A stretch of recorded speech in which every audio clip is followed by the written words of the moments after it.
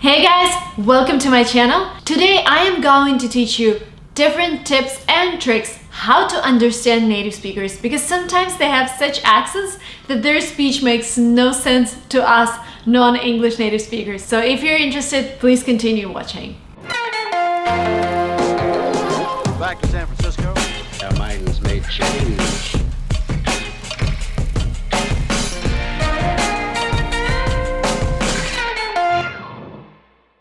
Now, when I was 14, I went to the UK and I stayed with a local family. I went to a local school. It was like a 2-week trip, and during that trip I realized I do not understand what people are telling me, because what we learned at school, the English that we've learned at school, was actually Russian version of the English language. And when I came to the UK, and British people have this very distinct accent and they use really weird words, sometimes like weird for a Russian speaker, I just couldn't get what they were telling me. The only person I could interact with was my host mom, because she really made an effort to speak like a English language teacher. So like that, separating words. And when I wanted to communicate with British kids, I had a lot of trouble because they didn't want to make this effort, and thus I didn't get what they were saying. So when I came back home, I realized I cannot just continue learning English in the way I have, and I have to do something else. I have to do something new, and now I'm gonna tell you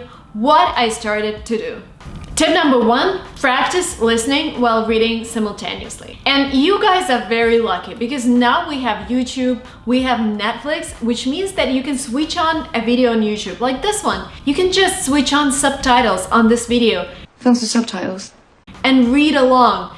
That would help you train your visual part and train your listening part, because you're gonna see the way I'm opening my mouth, and you're gonna listen to what I'm saying, and then your brain is gonna connect the two, and this will train and train and train you. When I was a kid, we didn't have YouTube, we didn't have Netflix. I even didn't have access to internet all the time. So what I used to do, I used to sing along to Britney Spears. And you remember the CDs when we had like a little book coming with a CD with lyrics for every single song? And that's what I did. I just listened to her music because I loved her, and I just sang along, reading to the lyrics. The next step that I've taken when I was 16, I went to the UK and I realized that Lily Allen, who later became my favorite singer, was really popular. So I bought her CD, and this is the way I learned British accent, because she sings with a really distinct British accent. And when you sing along, when you read those lyrics and you listen to her, and you start to understand British people better. Advanced tip: if you think that this is too fast, like Marina, you're talking too fast, Lily, you're singing too fast, Brittany, you're singing too fast, what you can do, you can slow down the video 2x on YouTube, and you could do it now, right here, down in the bottom section. So you slow down the video 2x, my voice will become really weird, but then you would be able to follow me. Because sometimes, yes, I read your comments, sometimes you tell me I speak too fast, but this is something you have to get used to. Because when you come here, nobody will really make an effort to speak slower just because you do not understand. You will have to play along, and you will have to just adapt to whatever is happening. And in terms of accents, I would say British accent has been the most difficult for me, because it was really tough to understand British, and they have a lot of regional accents. Like in London, people would use one accent, then you travel 1 hour away from London and it would be a completely different accent. The easiest country to understand accents is actually Canada, because they have a mix of American and British, and it's really mild. So if you're planning your trip abroad to study English, I would really recommend Canada. Check out our schools below on LinguaTrip. My favorite is ILSC, and I also went to myself, ILAC Toronto. And if you guys love music, like I do, I've recently bought a electric piano. I just sing songs in English, and this is also the way I practice my pronunciation, the way I practice listening skills. If you think that you're advanced, you know what you have to do? Try to sing along Eminem, Lose Yourself. Lose yourself in the music, the moment you own it, you better never let it go. You only get one shot. Surface, he looks calm and ready to drop bombs, but he keeps on forgetting what he wrote. The Velcro. Oh my god! And if you're brave enough, you can record it and put it on your Instagram and tag me, #linguamarina, #linguatrip. I'm gonna check it out, and I'm gonna give you my feedback. Let's try it. Tip number 2, when native speakers speak, they tend to say one sentence as one word. So they don't say, do you want to grab a coffee? Yes, this is really easy for you to understand, but you have to learn to understand one sentence as one word. Do you want to grab a coffee? That sounds just like one sentence. This would also help you with spoken English because you have to do the same in order for people to understand you. Could you repeat that? Tip number 3. In order to be able to understand when native speakers are talking, you need to be able to understand distinct words. Sometimes you don't have to understand the whole sentence. You just have to get what are the most important words in the sentence, and then you're gonna figure out the meaning. So don't worry if you listen to somebody and there are some words you do not understand. And this applies to reading as well. You don't have to know every single word. And if you feel that you have to check out every single word that is new for you, don't do that. Because if you're reading a book and like every third word is new, then you won't be reading a book. You will be just consulting your vocabulary and dictionary all the time. Your task is to figure out what are these most important words in the sentence. And the most important words are normally nouns, adjectives, and verbs. There are a lot of filler words that you don't have to understand, and normally native speakers pronounce them less louder than the main words. The words that you don't have to really get are articles and prepositions,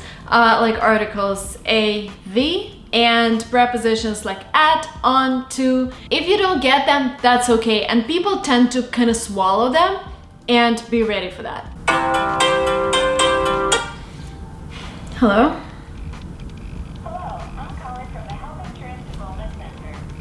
So for example, if we go to the coffee thing, you can just omit all of the function words and you're gonna get, you won't get cup coffee. Actually, if you say that, native speakers are gonna get what you're saying. And when native speakers pronounce those function words really fast, do you wanna get a cup of coffee? You want to get a cup of coffee? You know what you've heard? You wanna get cup coffee. And you don't really hear those function words, and this is how the native speaker's speech works. Tip number 4. Native speakers tend to use a lot of filler words like I'm saying this, but like I don't mean this. You get it, right? So like is everywhere. I was like meditating. What you should know is that like has no actual meaning. It doesn't make any sense in the sentence. It is just used for you to win some time and think of what you're trying to say next. Sometimes like replaces actual words, and this is when you have to get the meaning. So for example, and I was like, let's go and see the movie. So in this case, I was like replaces and I said. Also, like is used when you are uncertain of something.